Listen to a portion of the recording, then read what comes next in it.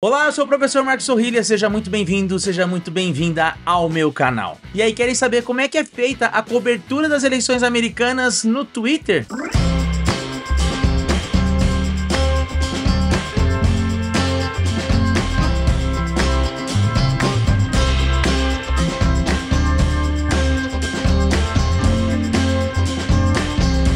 Como eu havia prometido para vocês, em 2024 nós íamos voltar com as entrevistas. Agora também com um foco para as eleições americanas. E a nossa primeira entrevista desse ano foi com o Luiz Rodrigues, que é o administrador do perfil Central da Política lá no Twitter. É um perfil que tem mais de 300 mil inscritos e que faz a cobertura da política internacional de maneira geral, como uma espécie de curadoria de outros sites e de outras fontes de informação, mas que também possui um especial destaque para as eleições brasileiras, sejam municipais ou nacionais, e a eleição americana. Por conta disso, eu convidei o Luiz para vir aqui no canal contar para a gente como é que é feita essa cobertura das eleições americanas lá no Twitter. E aproveitando que ele também é um grande conhecedor da política americana, nós trocamos algumas figurinhas sobre o que deve acontecer nos próximos passos das primárias republicanas, mas também num cenário mais amplo, de novas candidaturas surgindo, possibilidade de um terceiro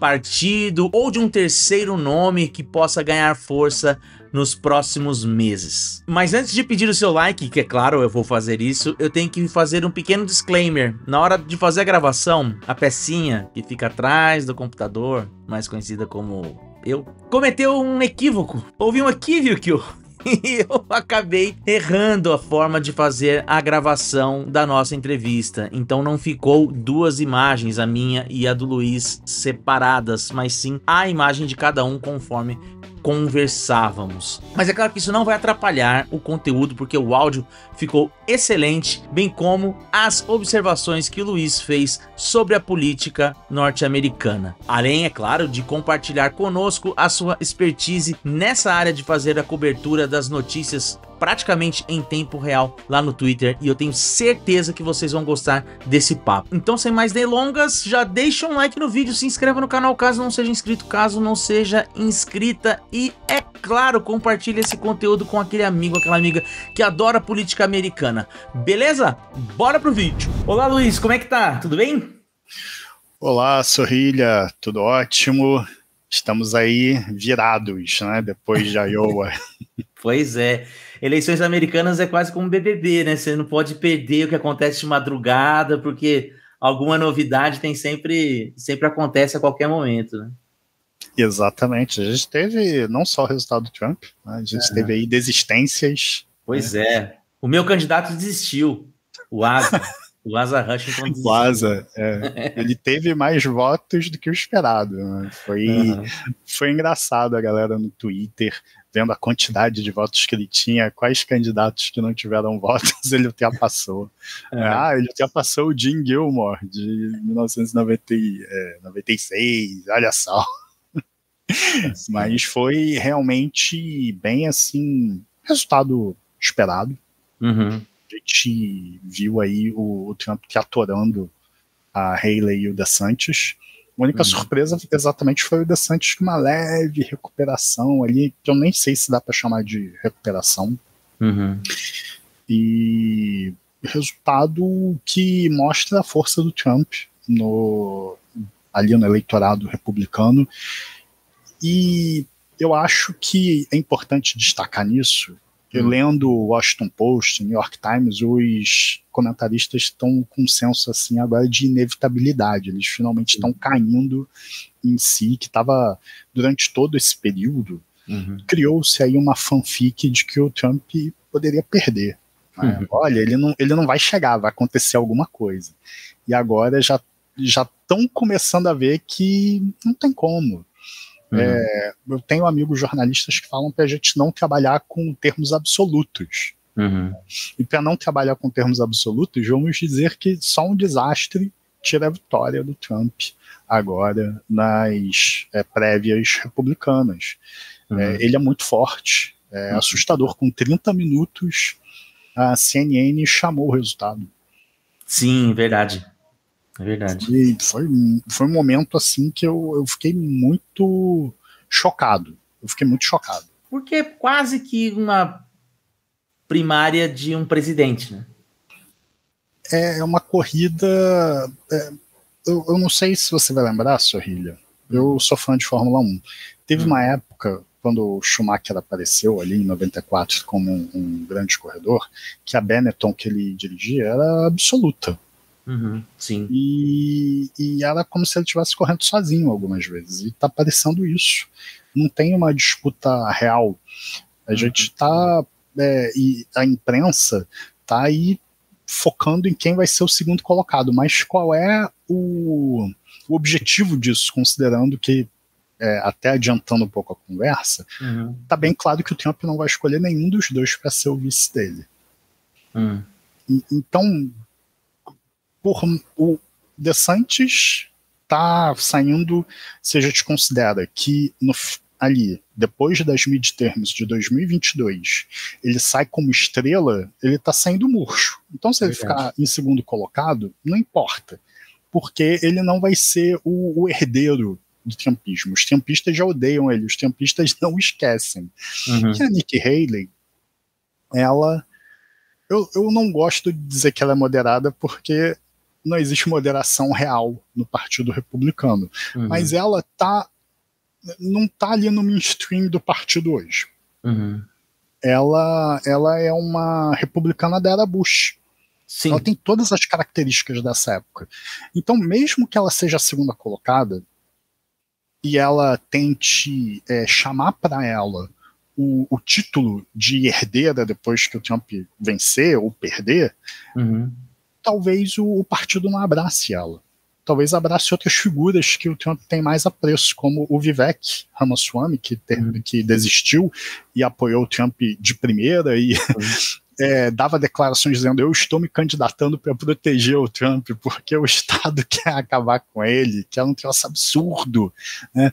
Ou então, outras pessoas que estão ali com cargos altos, governadores republicanos, como a Sarah Huckabee Sanders, que foi a porta-voz dele, que é uma figura aí que pode vir, dizem aí que vai ser no futuro alguém grande, ou a Kate Britt, que é uma senadora que quase ninguém conhece do Alabama, que estão dizendo que pode ser escolhida como vice. Então, para que a Nikki Haley vai ser segunda? Para que o DeSantis vai ser segundo? É uma corrida que não serve para nada no fim das contas. Luiz, mas sem adiantarmos a carroça na frente dos bois, eu gostaria que você se apresentasse para o público do meu canal, dissesse quem é o Luiz Rodrigues, onde mora, do que vive, do que sobrevive, para que time torce. Eu acho que eu sei. Eu sou o Luiz Rodrigues, sou administrador da Central da Política, @CentralPolitics. Eu sou advogado, na verdade. Tem uma parcela aí dos seguidores que acredita que eu sou jornalista ou não sou jornalista.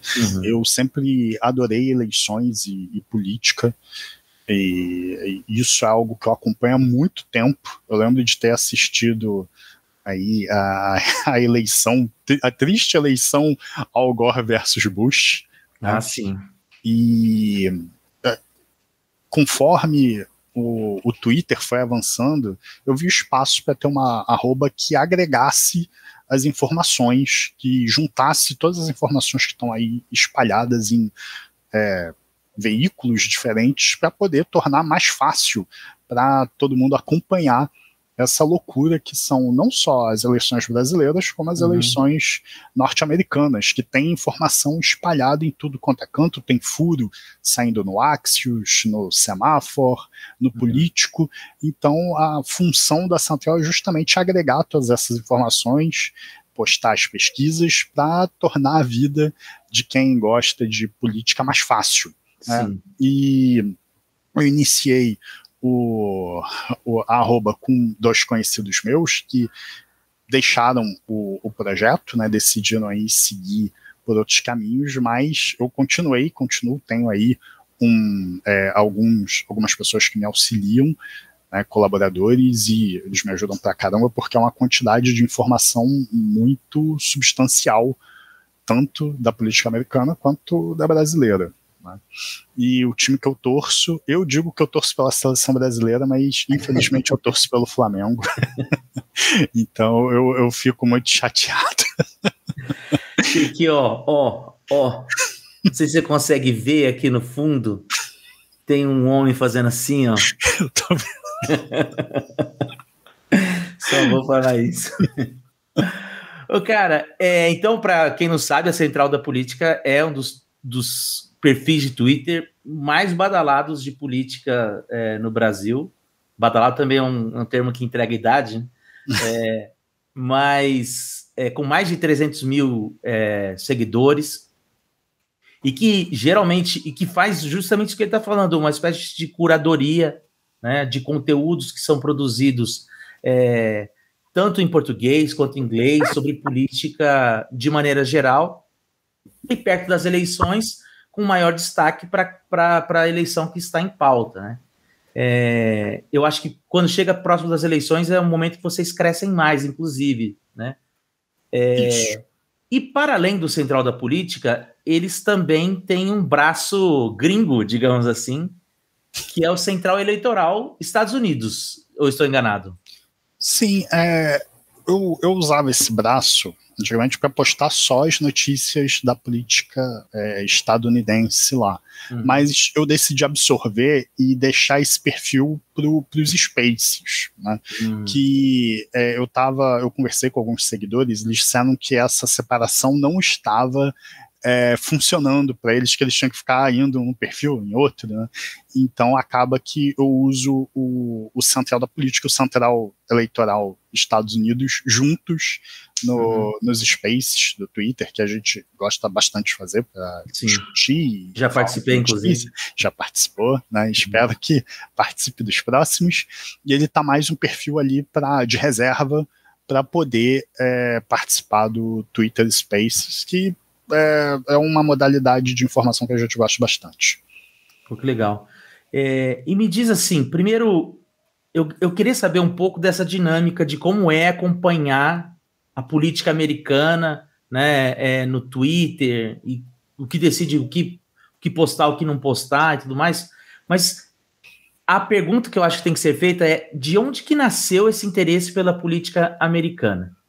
Respondendo a sua pergunta, meu interesse em política americana veio primeiro do caso do Clinton Lewinsky, né? Eu lembro que eu estava com 15 anos na época, e para mim aquilo foi bizarro, a maneira como as coisas foram se desenvolvendo. E também uma coisa que facilitou é que a minha família tinha acabado de assinar TV a cabo. E naquela época a TV a cabo não tinha tantos canais assim quanto se falavam. Tinha CNN, tinha Cartoon Network, tinha Discovery Channel e tinha um canal de filmes tipo HBO. E eu assistia, sempre que eu colocava nos filmes, não tinha um filme assim que eu quisesse ver. Repetia muito filme. E eu comecei a ver Larry King, né? Eu achava aquilo interessantíssimo, porque sempre uns políticos aleatórios lá falar, e ele não era um bom entrevistador, ele deixava a pessoa falar sem desenvolver as perguntas, mas era muito interessante. A CNN, apesar da programação não ser tão voltada para a política naquela época, estava muito voltada para essa questão do Clinton e da Lewinsky, e aquilo me atiçou para entender o que estava acontecendo. E posteriormente, nas eleições de 2000, quando deu aquele caos, antes mesmo eu já estava ligado, porque o modelo eleitoral americano pareceu exótico para mim, né? Aquilo de delegado. Você está sendo educado.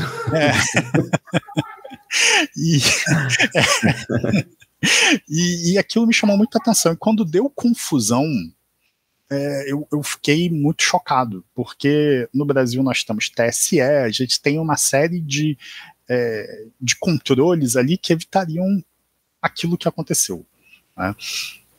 E o que me fez procurar mais foi que eu senti que naquela época a cobertura da Globo, que era, né, a principal, estava muito abaixo do que estava na CNN. A CNN explicava ponto a ponto, e a Globo realmente era tem pouco tempo no Jornal Nacional, então eles explicavam de uma maneira muito sintética. Então isso já atiçou minha curiosidade. Nessa época você era da galera do Isso a Globo não mostra? Pior que sim.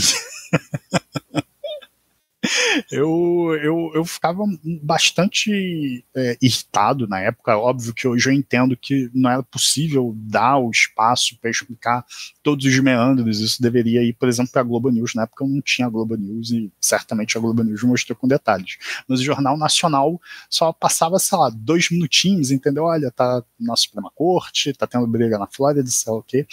E a CNN me dava muita substância. Né?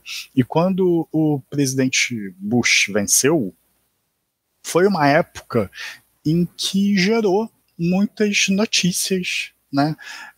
Porque, óbvio, quem é mais novo não vai lembrar, ou não vai saber, que foi algo chocante, né? Porque naquela época eu já acompanhava a CNN, durante as eleições perguntavam para ele que era Al-Qaeda, e ele não sabia o que era. O entrevistador falou para ele o que ele era, e ele falou, eu achei que era um grupo de grunge, né?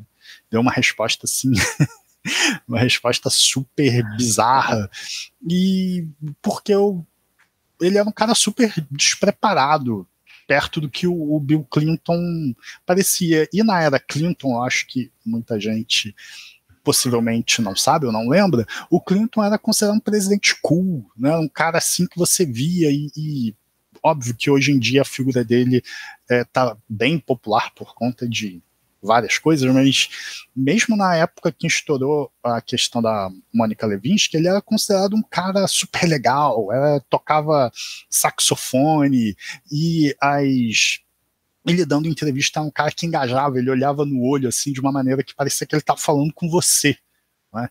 E o Bush não era isso. E o Bush ainda era muito conservador, teve toda a questão do protocolo de Kyoto, que estourou logo no início do governo Bush, que ele não ia participar, que teve toda uma questão ambiental logo no começo, que acabou se desviando com o 11 de setembro, né?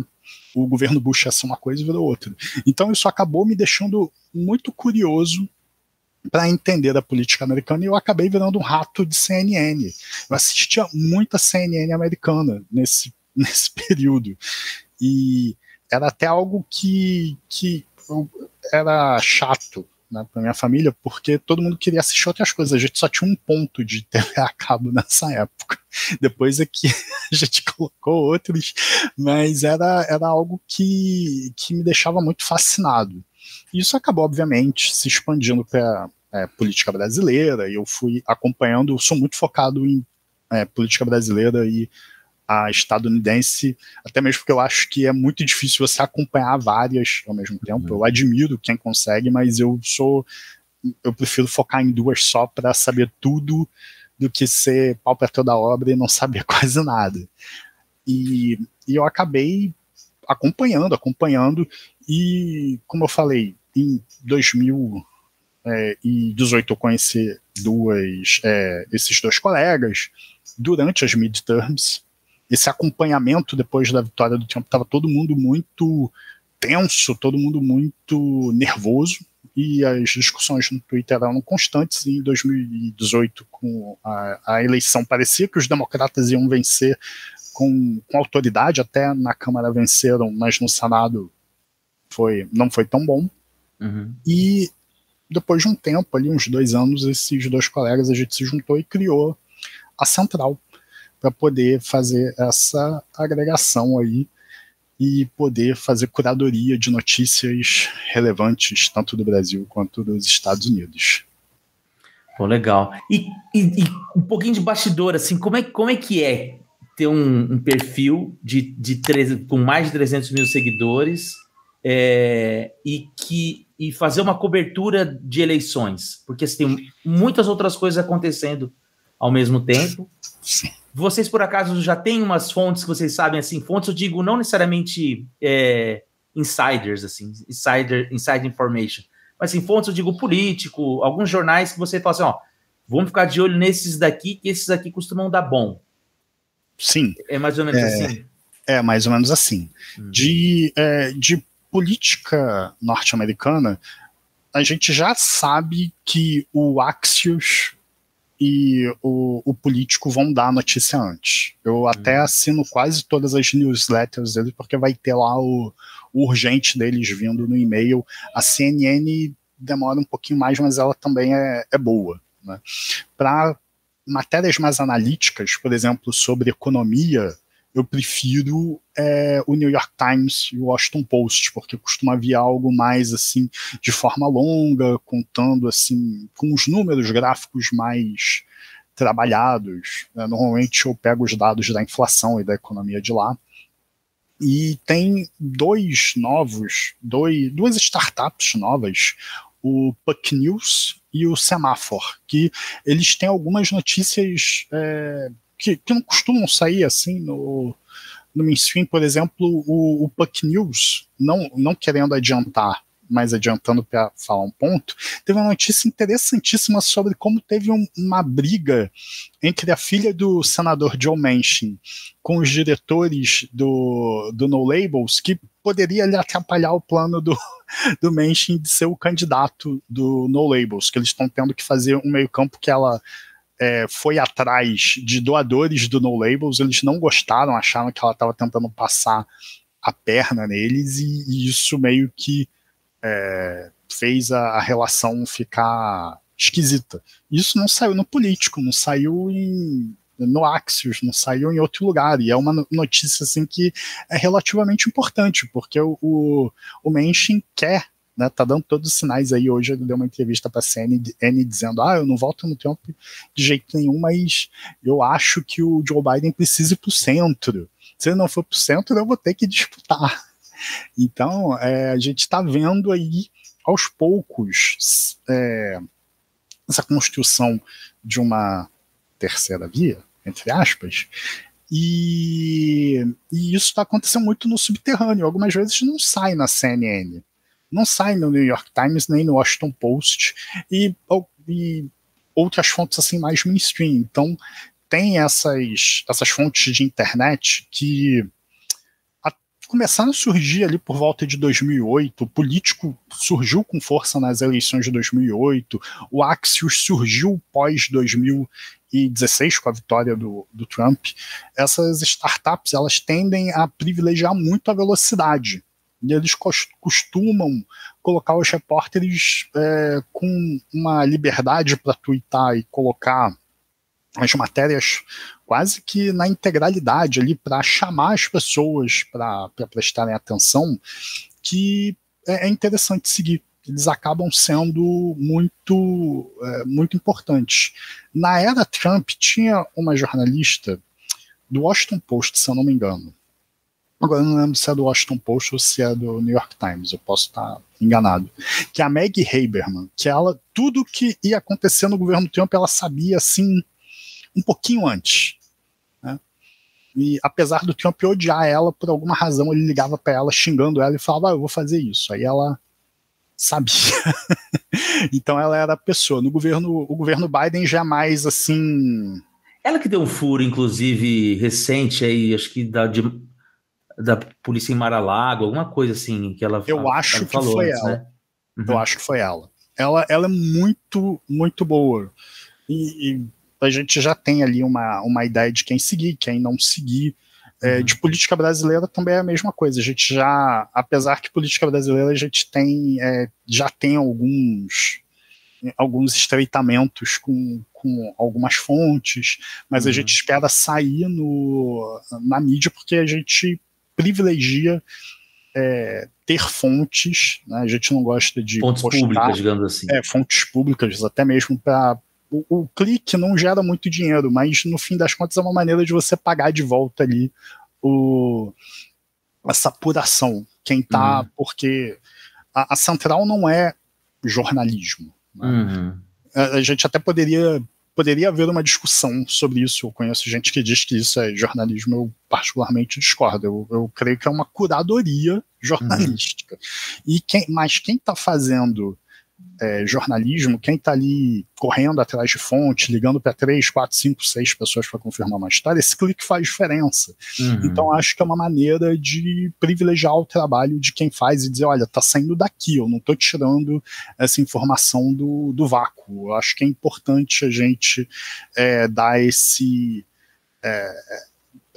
essa moral para os jornalistas que lutam para trazer informação para a gente.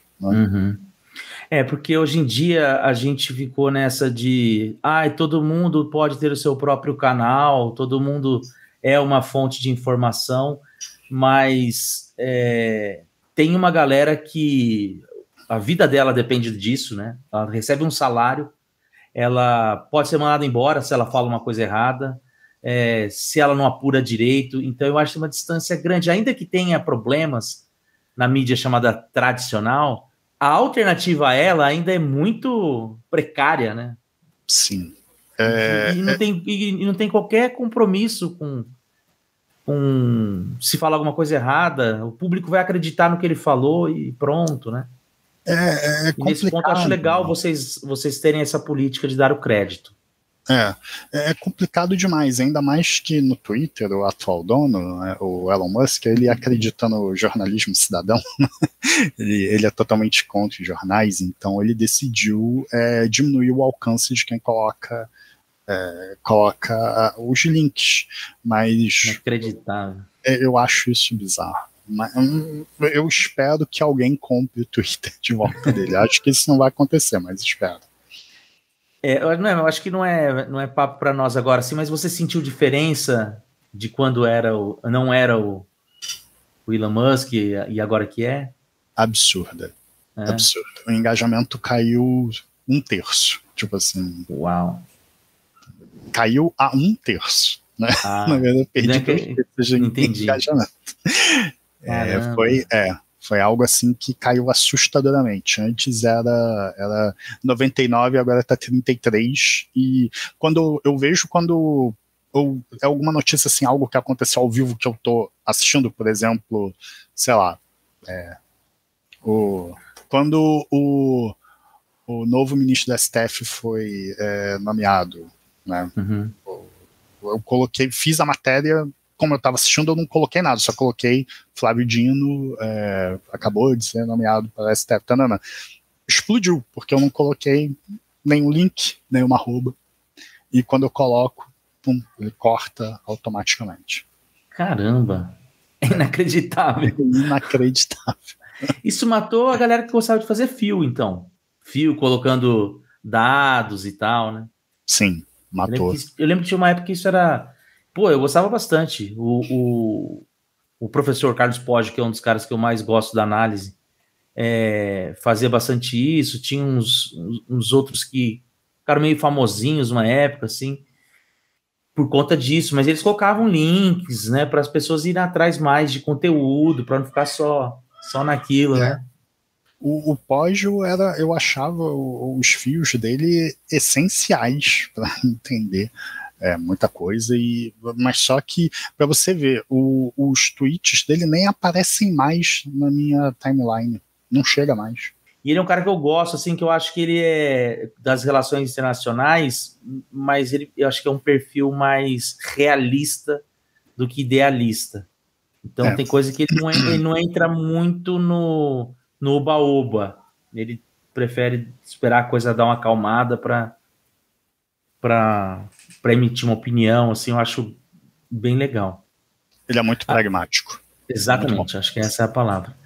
Agora, bom, então você já contou quem você é, de onde veio o seu interesse, né, pela política americana, como funciona o Central, como vocês escolhem as matérias que vocês vão publicar e tudo mais.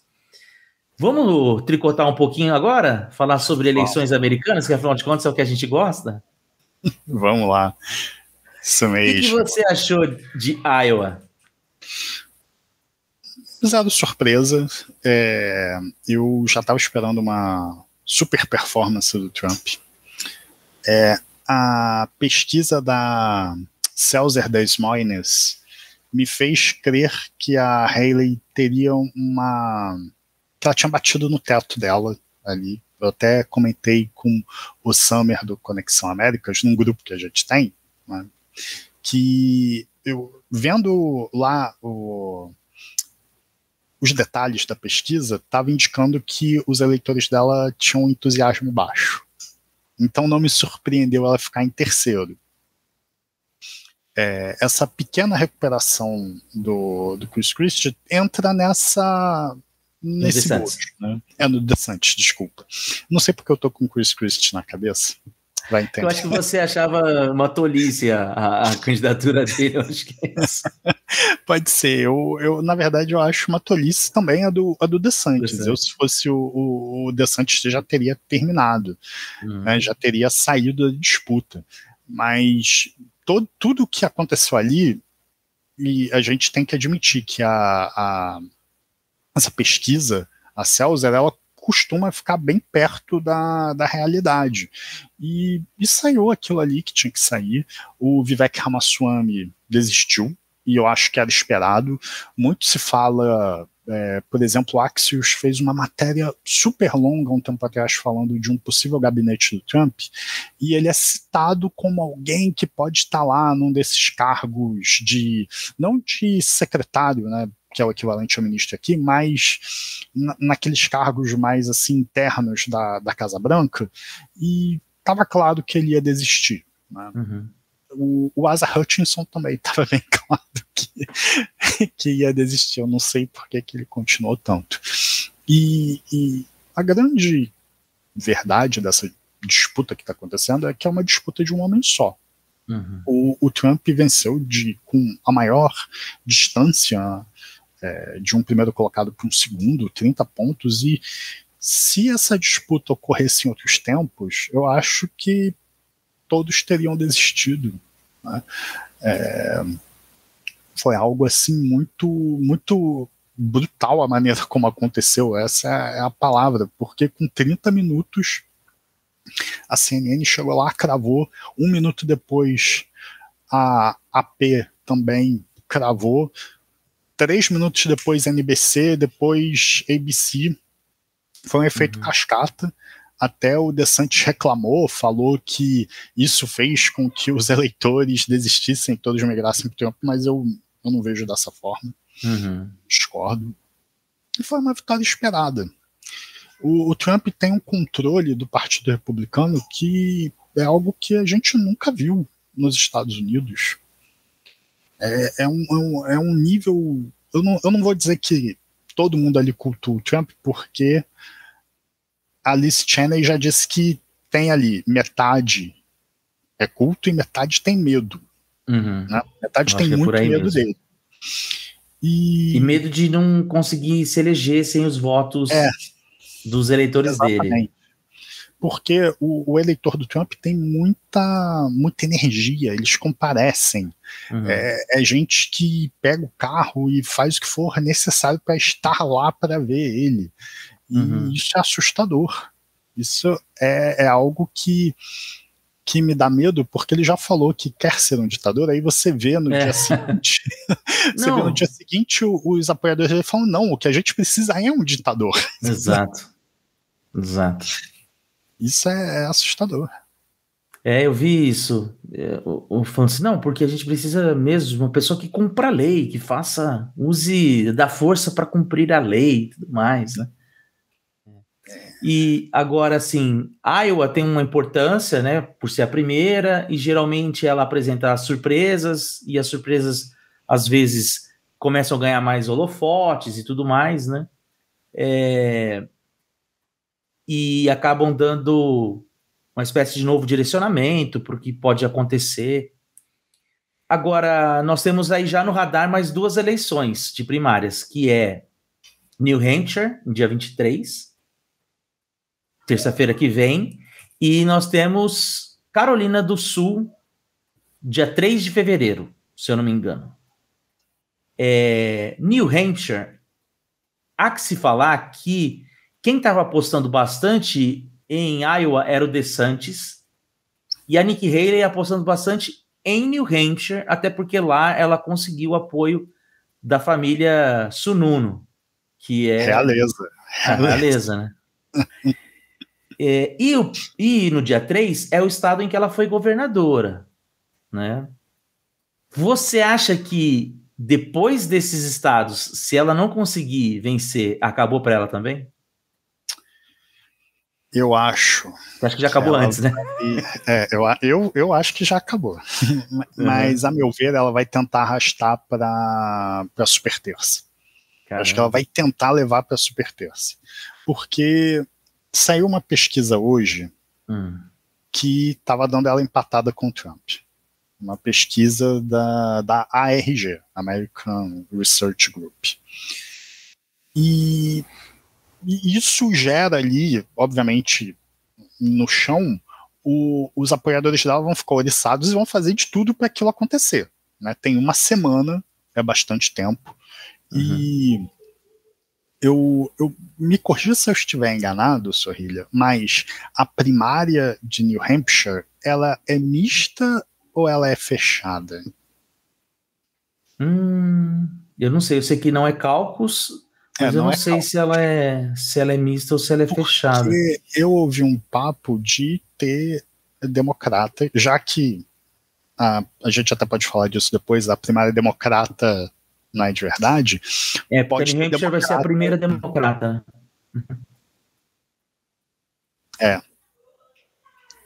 Podem ter democratas indo lá para votar na Nikki Haley para colapsar o Trump. Isso não é impossível.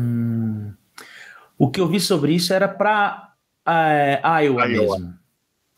O que eu vi foi isso, porque como eles não funcionou. Até porque também a própria nevasca, né, assim, as condições climáticas, teve um baixo índice de engajamento assim, à eleição. Né? Foram 100 mil eleitores, mas eu não sei, cara, tem que ver se pode, porque se for mista, aí os independentes podem participar, e se for aberta, qualquer um, né? Isso. E New Hampshire é um estado azul. E ela tem ido bem nas pesquisas lá. Vamos supor que ela vença. Acontece.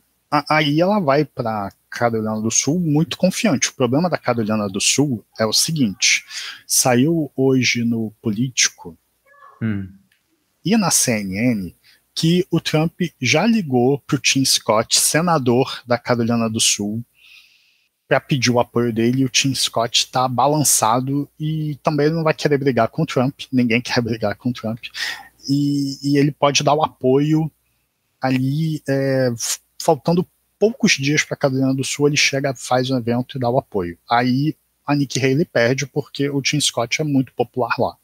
Se eu não me engano, ele é mais popular do que ela, inclusive. Até porque ele está no cargo, né? Ele está no cargo agora. Ele é um cara que venceu a eleição dele com uma facilidade extrema. Ele é muito querido no estado. Pode ser que isso atrapalhe muito ela. Muito mesmo. Então, eu acho que é ali, na Carolina do Sul, que a campanha dela vai morrer de fato. Mas ela pode querer arrastar para ser a herdeira, né? Mostrar assim, olha, eu tô indo, tem uma coalizão aqui de pessoas que não necessariamente gostam do Trump. E outro papo que apareceu, se eu não me engano, foi no semáforo, que o No Labels estava procurando ela para falar, olha, vamos fazer uma chapa de união, que o plano para quem não sabe, o No Labels é um grupo, nem esquerda nem direita, parecido aqui em termos com o Renova aqui no Brasil, um grupo que tem ali um viés de tentar não ter uma ideologia, entre aspas, e eles estão querendo criar uma chapa de união, uma chapa com um democrata e um republicano.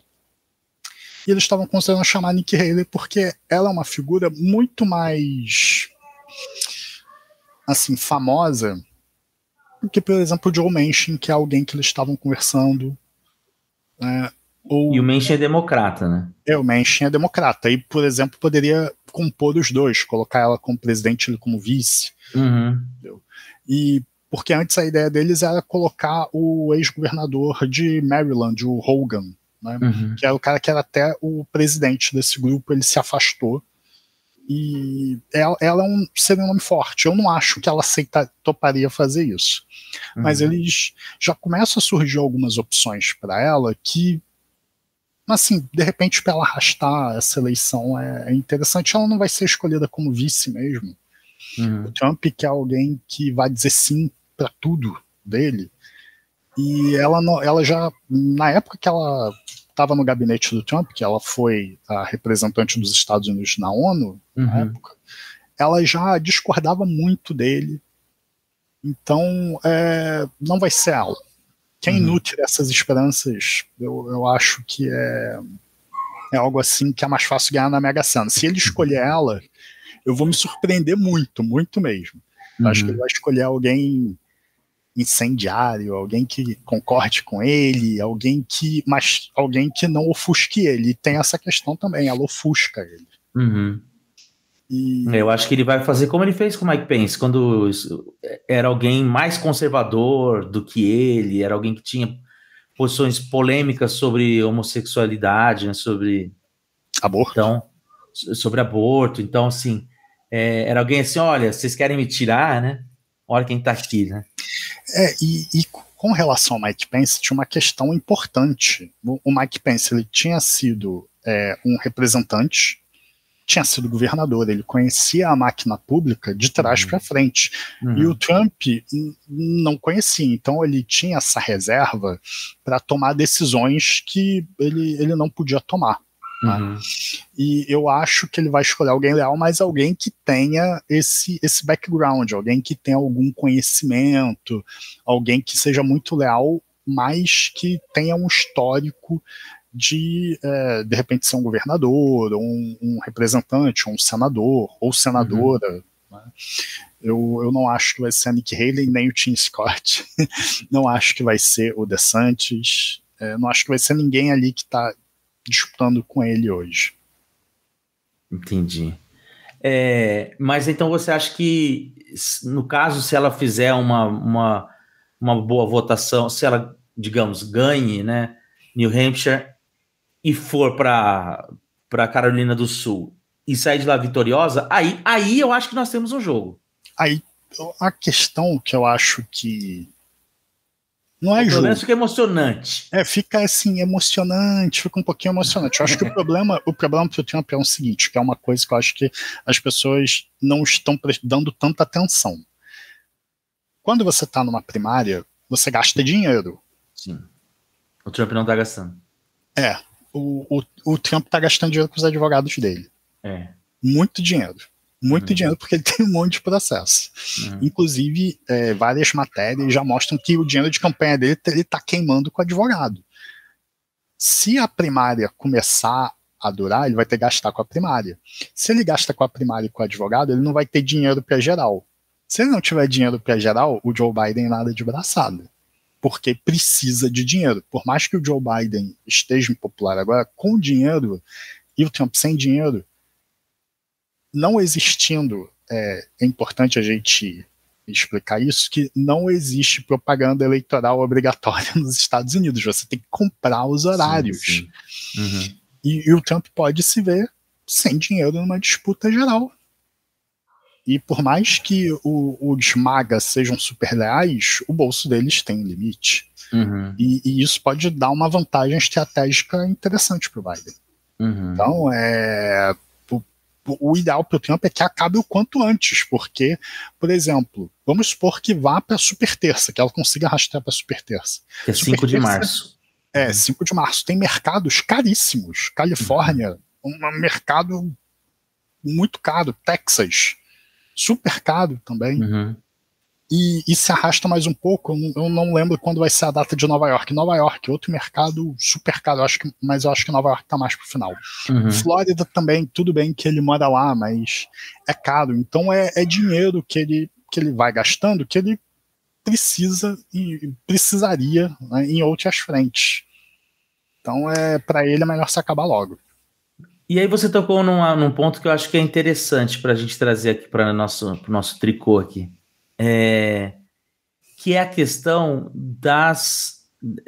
dos processos jurídicos que ele está enfrentando, né? A gente sabe que são 5 processos jurídicos, mais de 91... Você que é um advogado, são 5 processos, são 5... Eu não sei, são 5 casos, aí tem 91 processos, cada caso tem mais... Tem um caso que tem um monte, né, que é o caso dos documentos, né, dos documentos confidenciais, que são vários indiciamentos encarreirados. Né? Sim. E você acha que... A minha questão com isso se ele, por acaso, for condenado em algum desses, você acha que isso muda alguma coisa? Supondo, vamos lá, ele ganhou a primária, ele é condenado. Eu acho que tem ali uma pequena fatia do eleitorado que pode escapar dele, se assustar, falar, putz, realmente o momento chegou, entendeu? Ele foi condenado.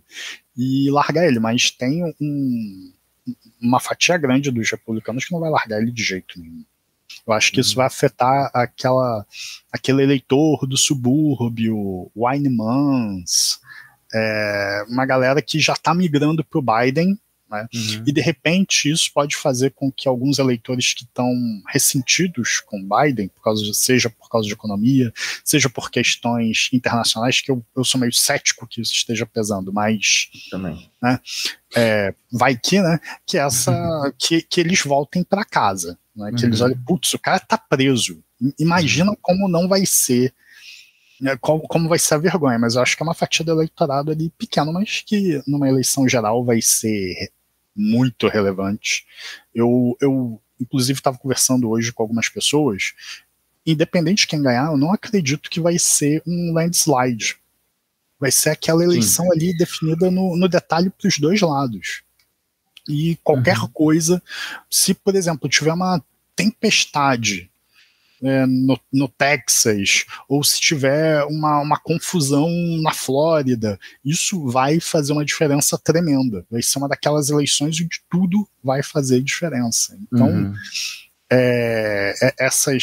uma condenação dele, a chapa no labels, como o Robert Kennedy Jr., se ele vai conseguir entrar mesmo na disputa, conseguir o acesso aí às cédulas de vários estados, tudo isso vai fazer diferença. Vai ser uma disputa que vai ser pior do que 2020. A gente vai ficar uns dias aí sem dormir. Você nem me fala, cara. Eu lembro acompanhando a Geórgia, foi... Vixe, depois que acabou, eu fiquei uns 2 dias dormindo direto. Nem fala. Pois é. Vamos aqui pular o muro então um pouquinho e olhar para o lado dos democratas, né? As pessoas acham que não está tendo, que não está acontecendo primárias democratas. Na verdade, ela acontece porque ela tem que acontecer, né? Mas basicamente ela é pro forma. Existem 2 candidatos desafiando Joe Biden, mas é uma coisa meio que enfim, na verdade eles estão mais pensando em fortalecer os próprios nomes para outras coisas do que necessariamente tem qualquer esperança de vencer, né? Eu posso dar um pitaco rápido sobre um deles. Eu não quero falar sobre a Márcia Sensitiva americana, porque eu acho que ela já produziu tudo que ela podia produzir nas eleições de 2020. Tá. Mas eu queria falar do Jim Phillips, né, que era o congressista, né, do Michigan. Ele começou aí lá no ano passado, né, falando, o Biden vai perder, alguém precisa fazer alguma coisa. Ele queria recrutar alguém para disputar a eleição. E esse ano ele falou, não, vou disputar. Ele tinha um cargo ali de liderança média na Câmara e basicamente... Ele chegou a falar que a Câmara tinha que desafiar, né, o Biden. Ele falou coisas assim muito fortes, né? Ele deu declarações fortíssimas. Falou que o Biden era um problema para a democracia americana. E ele decidiu desafiar o Biden, e inclusive o gerente de campanha dele era o Steve Schmidt, aquele que trabalhou pro pro McCain e que escolheu a pior candidata a vice de todos os tempos, né, Sarah Palin. Mas só que conforme o Jim Phillips foi batendo mais, o Steve Schmidt falou, o seu objetivo era melhorar o Biden ou era bater no Biden? Porque se for bater no Biden, eu saio. O Steve Schmidt largou. O Steve Schmidt, o cara que suportou a Sarah Palin, largou ele. Né? E ele tá numa vibe de autodestrutiva, atacando o Biden todo dia. Ele fez um Twitter Spaces ontem, ele, o Elon Musk e um bilionário, né, que está investindo na campanha dele, tá com 1 milhão do próprio bolso, e ele falou que quer arranjar um lugar pro Elon Musk no gabinete se ele vencer. E esse momento eu fiquei de olhos arregalados. E o Jim Phillips, todos os sinais apontam que ele vai passar vergonha, porque, não sei se você viu, teve um evento semana passada em New Hampshire, que ele marcou ali, né, para quem não sabe, tanto em Iowa quanto New Hampshire, tem esses eventos que mais parecem evento de prefeito, né? Sim. É uma coisa, assim, bizarra. Toma sorvete junto, né? E vai, pega, fritar, criança no colo, come pastel. O Jim Phillips marcou o evento, tava esperando uma galera e ninguém foi. Caramba. A foto dele sentado assim do lado de fora do carro, olhando pro nada, e ninguém, um monte de caixa de donut do lado dele. Foi uma vergonha.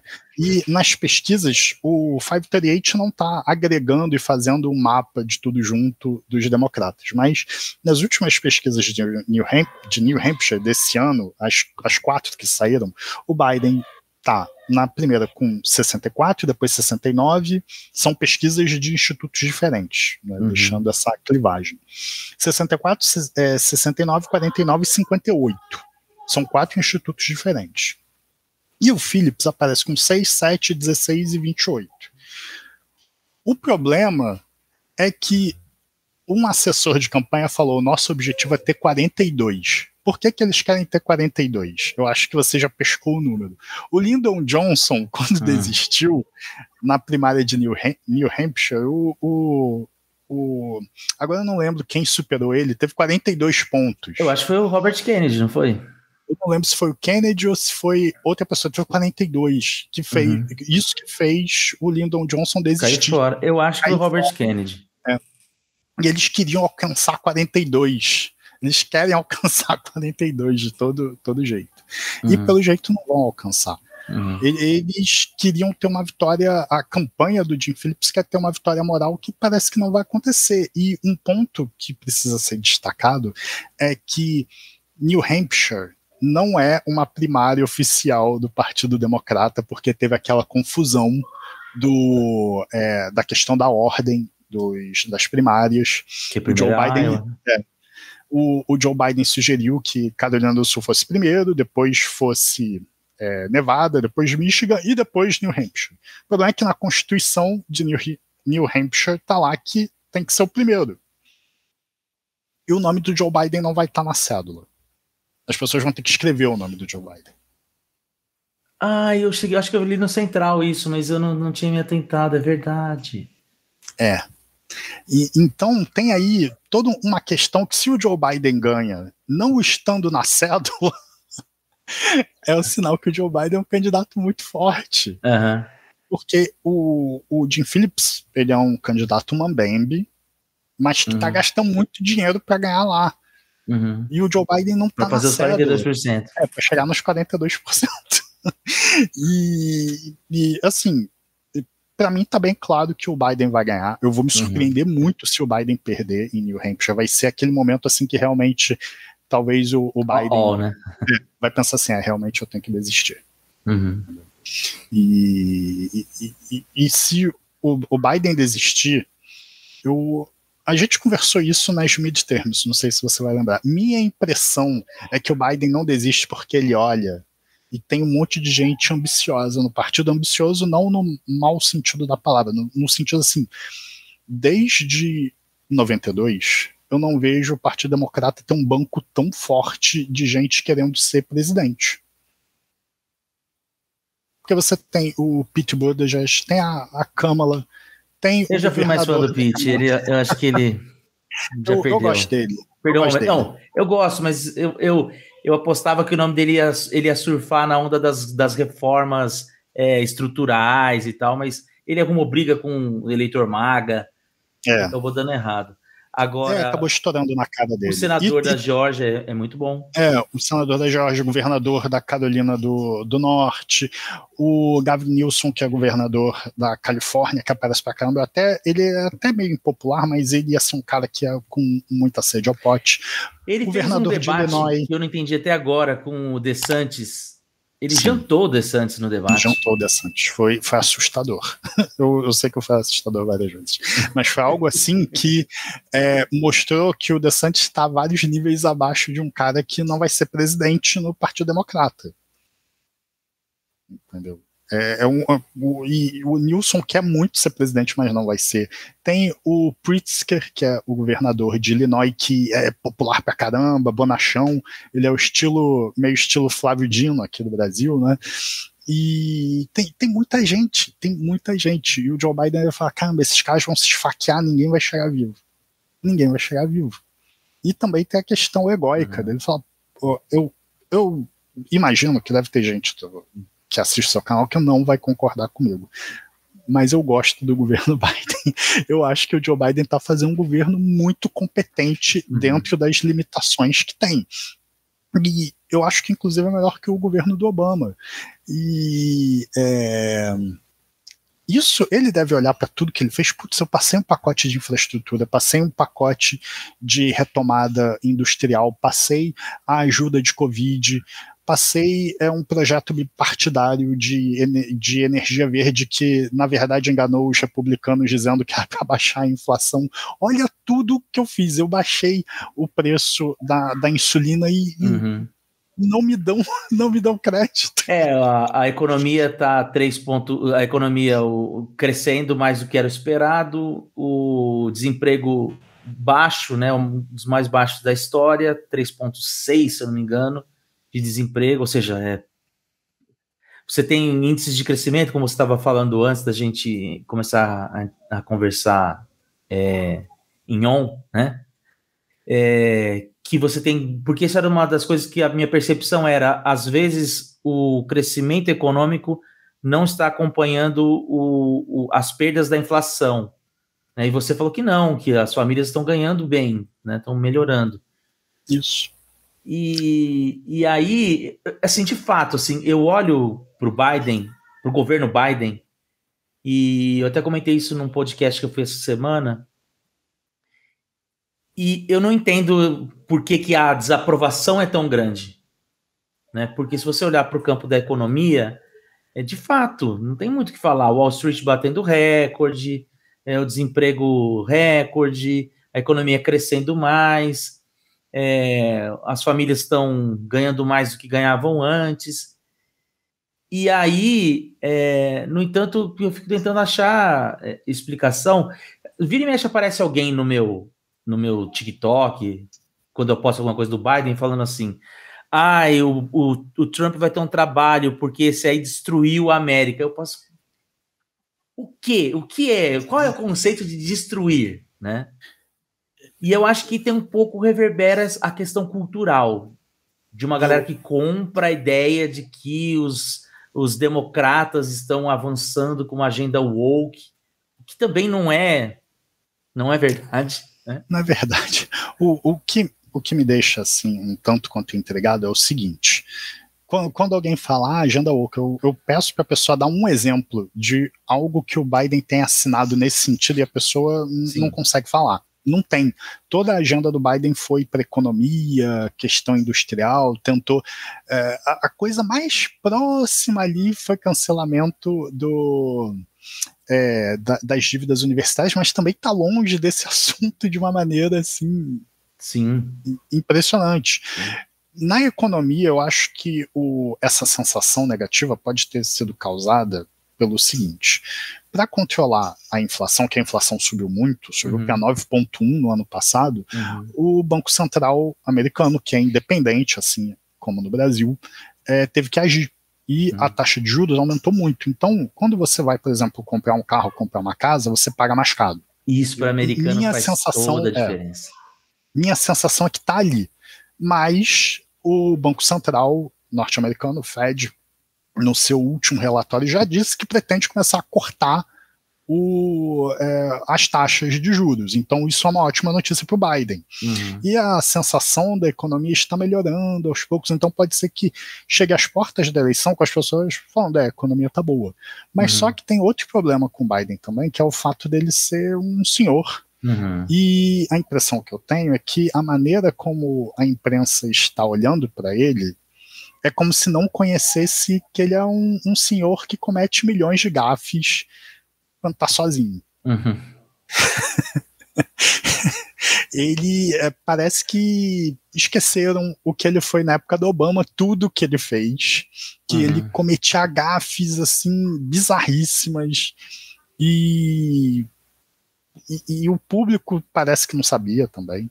Eu acho que a imprensa podia pelo menos dizer, olha, ele sempre ilustrar, foi assim. Né? Ele não está senil, ele sempre foi ele assim. Ele não está senil, ele sempre foi uma pessoa assim, exótica.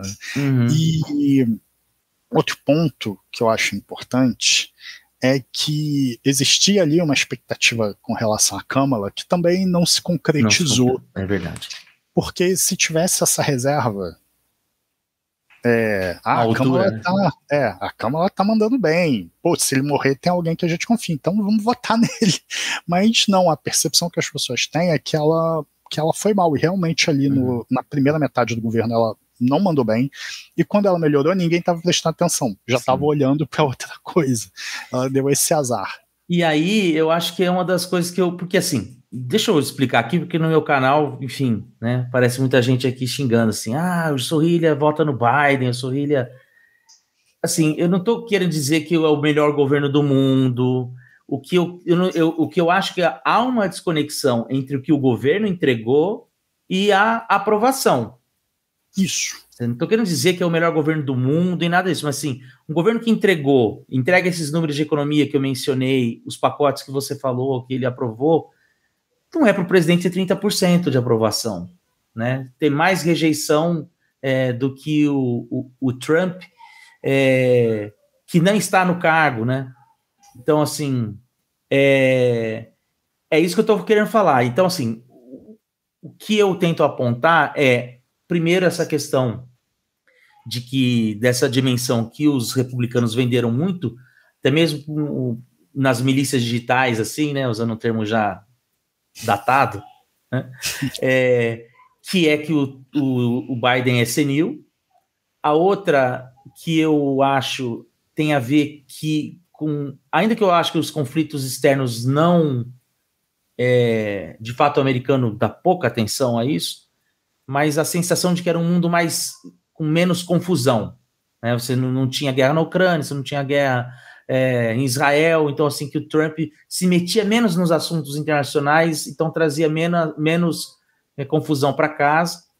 E aí a terceira, que foi que eu trouxe pela Câmara, que é a fronteira. Eu acho que eles dão muita importância a isso, principalmente que a fronteira não é só imigrante atualmente, é o problema da droga, daquela droga sintética que está... Quase 80 mil pessoas morrem por ano dessa droga. Eu esqueci o nome dela, é fenil, alguma coisa? É fentanil, não é? É fentanil, isso. Isso. Que é um problema de fronteira também, porque ela é produzida no México. E a Câmara é quem cuidava das fronteiras no começo, né? Sim. Porque algumas vezes o que o eleitor quer ver é a pessoa dizer, eu te entendo. Na economia, por exemplo, a Janet Yellen, quando a inflação começou a subir, dizia que a inflação era transitória. Quando alguém fala isso, você, como leigo, entende, olha, é uma transição que vai passar logo. E não passou logo, ela quis dizer que era um período, né, e que vai ali eventualmente baixar. E a pessoa não quer ouvir isso. A pessoa quer ouvir, olha, eu estou trabalhando para resolver. Uhum. Assim como na fronteira. A Câmara deu uma entrevista, perguntaram se ela não devia ir lá, aí ela falou não.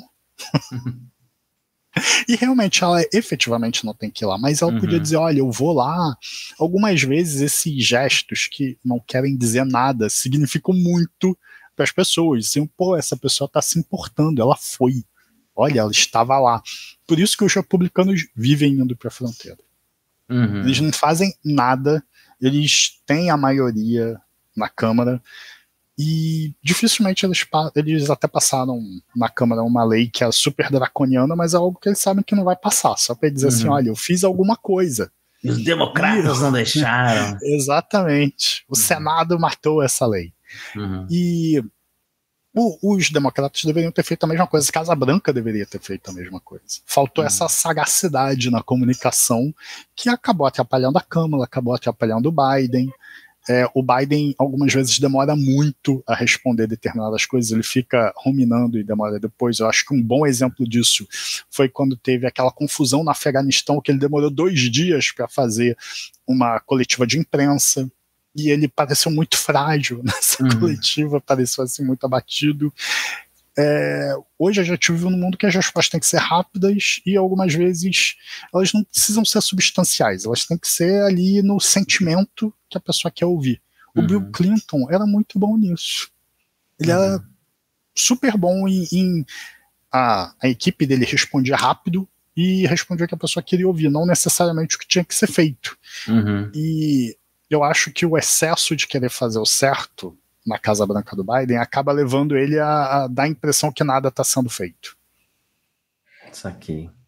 Agora, eu não sei quem vai vencer, mas o meu voto é para o Luiz Rodrigues virar assessor de comunicação da Casa Branca, independente de quem vencer, eu assino embaixo essas observações dele. E, Luiz, eu quero agradecer imensamente a sua presença aqui no canal. Já quero fazer aquele convite constrangedor, porque aí se a pessoa não volta, as pessoas falam, o Luiz não voltou, por que será? Mas convidar que você apareça aqui no canal ao longo do processo, né, outras vezes, para a gente fazer esse tricô esperto aqui sobre as eleições. Obrigadão, viu? Eu que agradeço, é uma honra para mim aparecer no seu canal, eu sempre comento, sempre levo para os meus amigos, eu adoro as informações que tem no seu canal, Sorrilha, acho que você faz um serviço para as pessoas que gostam de política americana que é, assim, inestimável, porque as informações estão espalhadas e você faz vídeos ultra informativos, que você não vê coberturas que deveriam ser completas com o nível que você faz, né? E é algo assim que eu acho, eu fico boquiaberto, sem sacanagem. Até canais americanos assim que eu vejo, por exemplo, tem o Let's Talk Elections, que eu acho foi um dos primeiros, mas eu acho super sintético. Você vai no fundo, fala de temas diferentes, como por exemplo a questão do Martin Luther King, que foi um vídeo com ali um fiapo de informação que muita gente não sabe, você conseguiu mostrar ali com extrema profundidade. Então, para mim, é uma alegria enorme estar aqui. Eu venho sempre que você chamar. É só chamar que eu venho. Cara, eu não sei nem o que falar, juro. Eu não estava esperando por essa, não. Então, muito obrigado, evidentemente, mas como eu não sei o que falar, eu vou pedir para você que está me assistindo deixar um like, se inscrever no canal, porque depois dessa, não tem por que você não seguir o canal do Sorrilha. E nos vemos no próximo vídeo. See ya!